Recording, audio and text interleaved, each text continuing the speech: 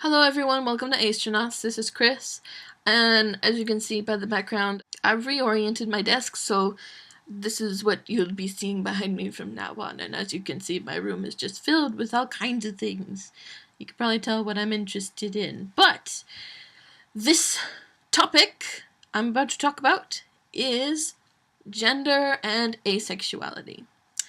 Now, I'm going to give you a brief summary of gender, and then I'm going to talk a little bit about how I've experienced this as an asexual as well. Gender is different than sex. The sex you are is what your body is, what you were born as, the parts that you have. So you can only be male, female, or a hermaphrodite. Now that is usually, when a woman finds out she's pregnant, and then they're like, "Ooh, what's the gender?" What they really mean is what's the sex, because that is the reproductive organs that you have.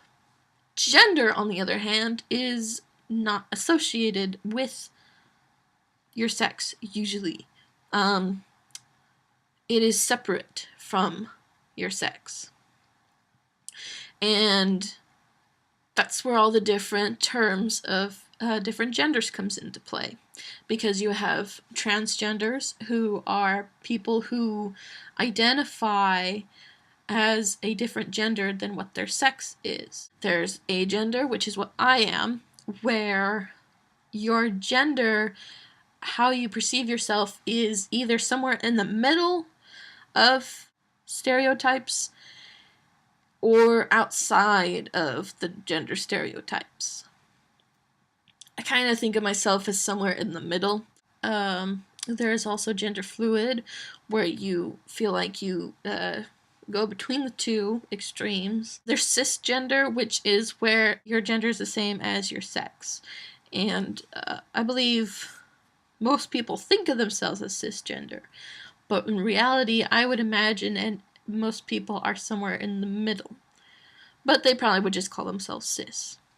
I am agender, and I actually didn't know about the term agender until I actually found out about asexuality. When I was about 12 or 13, I knew about transgenders.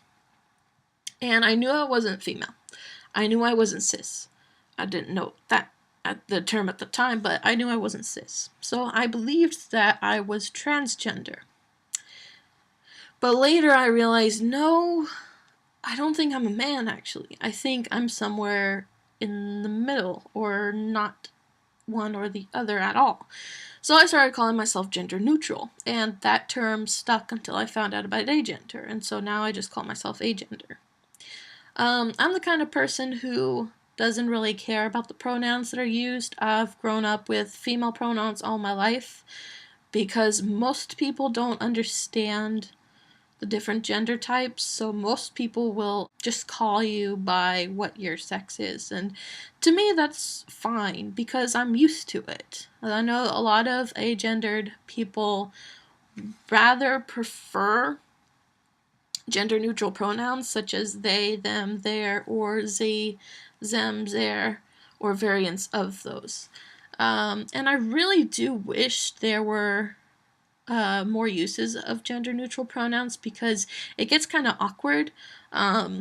Because when you're out and someone's trying to be polite, they'll either say ma'am or sir. Since I am agender and dress androgynously as well as look androgynous, I get called sir a lot. Now that doesn't really bother me because I'm agendered, but there are some women out there who are cis, but they look androgynous, or vice versa, and they don't like it when they're called ma'am or sir if they're not that, because a lot of people, gender it's a part of who you are. And so I really wish there were more gender neutral pronouns and gender neutral acceptance anyway, because when I tell people I'm agendered, they kind of look at me strange, like, but you're a girl. And so they just don't get it. That there's a distinction between sex and gender. So now that that's out of the way, I'm gonna talk about gender as it relates to my asexuality, and if there's any like correlation between gender and asexuality. I think asexuals are more free to find out what their gender really is. Since we don't find people sexually attractive, we're not defining ourselves by our sexual interests, whereas most people are, because you're either gay or you're straight or you're bi, and that helps determine your gender.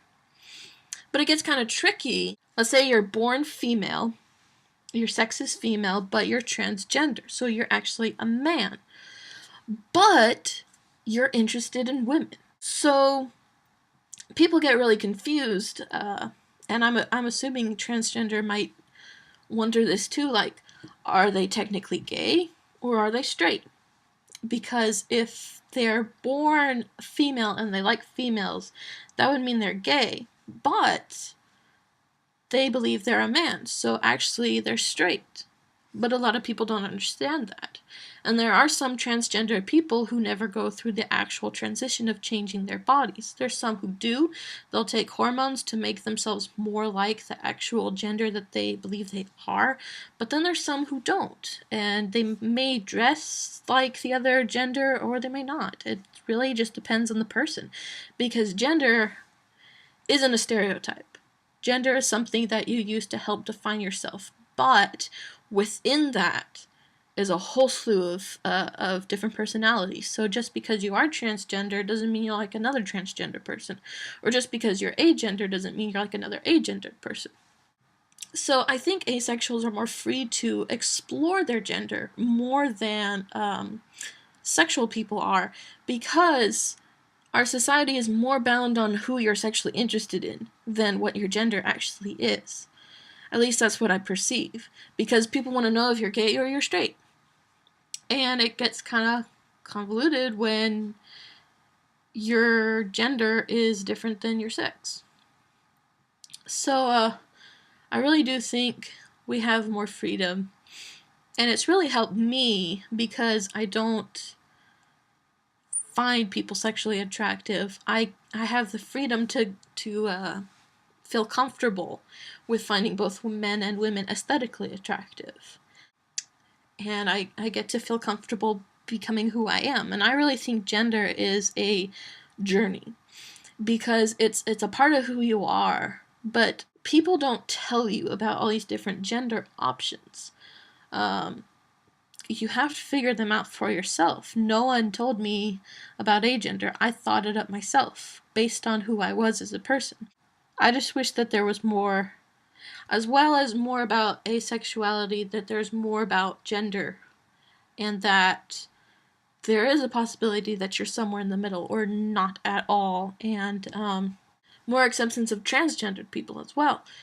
Because agender is kind of like, well, people don't really understand it, but at least you're not ostracized. If you're a transgendered person, you get ostracized, especially if you try to make the transition into the gender that you perceive yourself as.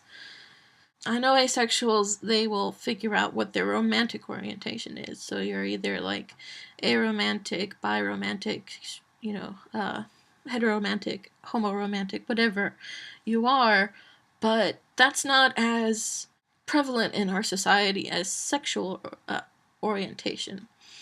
So we're freer to express ourselves. I dress androgynously. I only wear t-shirts and jeans and pants. I don't own any skirts or any dresses. I dress to reflect my personality. Like, I like t-shirts because I can wear things that express my likes, and I can wear geeky shirts and stuff like that. You can't do that with women's fashion, and I tend to buy most of my clothes in the men's section because they're just more gender neutral, really. Anyway, I kind of rambled on and on, but gender is kind of an interesting topic for me because of how I was raised. Most of the people I know think that you have to be what you were born as, and they just don't really understand that there's a difference between sex and gender. So I hope that's enlightened some of you who are confused about gender, or the difference between gender and sex and things like that. It doesn't directly correlate with asexuality, but again, we do have more freedom to express ourselves as individuals, and rather than most other sexual orientations. So I'll see you next time. I hope you have a great week.